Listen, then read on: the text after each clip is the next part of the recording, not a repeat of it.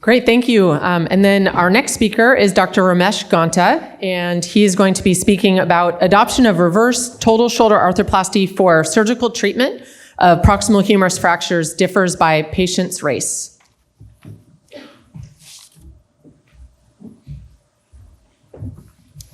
Good morning, everyone. My name is Ramesh, and I'm also one of the second-year residents here. Today, I'll be presenting our study examining the racial differences in utilization of reverse total shoulder arthroplasty for the treatment of proximal humerus fractures. This study was performed with Drs. Lachandani and Shapiro as senior authors, and we have no relevant disclosures.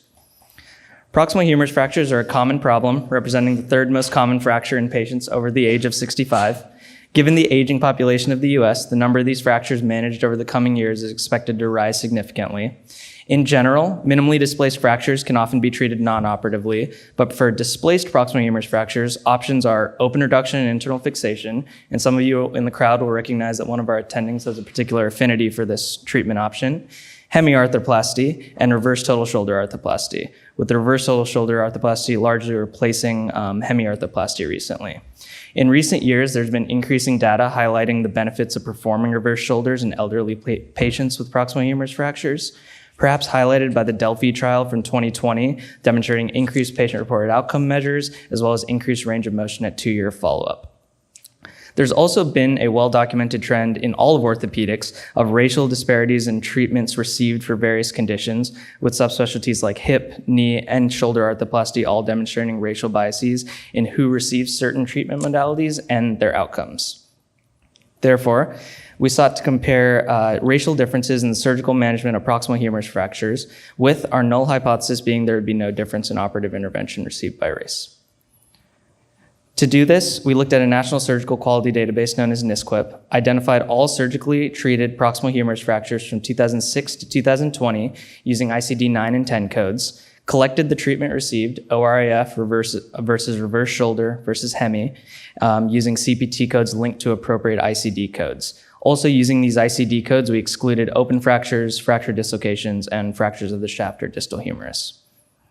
We also obtained all demographic and clinical variables available in NSQIP, performed a univariable analysis, and factors significant at a 0.1 level were included in a multivariable regression analysis to predict operative intervention. So for our results, we identified 7,500 patients who'd underwent operative treatment of proximal humerus fractures. 87% had ORAF, 26% had reverse shoulders, and 7% had hemis. With respect to racial breakdown, 27% of white patients with proximal humerus fractures received reverse shoulders, compared to 21% of black patients, 15% of Asian patients, and 15% of Native American and Alaskan patients. And these were statistically significant differences. With regards to demographics, age, sex, BMI, and ASA class were all significantly associated with the type of intervention in a univariable models and were thus included in the multivariable analysis. Looking at the year-by-year breakdown, utilization of reverse shoulders increased over time with an odds ratio of 1.2 per year, which was significantly different, and hemiarthroplasty also decreased over the same amount of time. For our multivariable analysis, incorporating all the previously mentioned factors, we found that non-white patients had significantly lower odds of receiving reverse shoulders compared to ORAF with an odds ratio of 0.75, as well as male patients also having lower odds of receiving reverse shoulders. In addition, we found those over 65, those with a higher ASA classification, and those with an overweight or obese BMI had higher rates of undergoing reverse shoulders. Reflecting on our findings, there's overall a need to analyze and understand racial disparities in treatment of all orthopedic pathologies, and proximal humerus fractures are not an exception. This is critical to ensure equitable access and care to emerging orthopedic technologies. In our national database study, we found non-white patients underwent reverse shoulders at lower proportional rates compared to white patients, even when controlling for confounding variables such as age, BMI, and ASA classification. In considering the reasons for this, there are several possible explanations.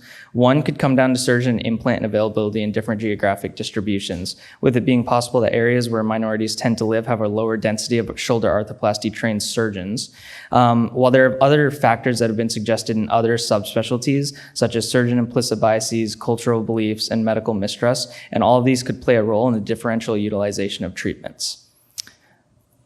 There are certainly limitations to our study. The first is that this is a national database study. NSQIP does tend to have high quality data input from over 600 institutions, but it's possible that institutional sampling is not representative of the US as a whole, as NSQIP is more representative of academic institutions. Also, NSQIP does not have access to original imaging or clinical documentation, so we're forced to rely on documented ICD codes, which are subject to error. And finally, NSQIP only gives us access to operatively treated fractures, so we're not able to directly assess rates of non-operative management of these fractures, which certainly has implications in the overall treatment paradigm for proximal humerus fractures. So in conclusion, as utilization of reverse shoulders increases for the treatment of proximal humerus fractures, our study found there's potentially racial disparities in the utilization of this treatment modality, and understanding the root causes for this disparity are crucial in order to maintaining equitable access to care. Here are our references, and thank you very much.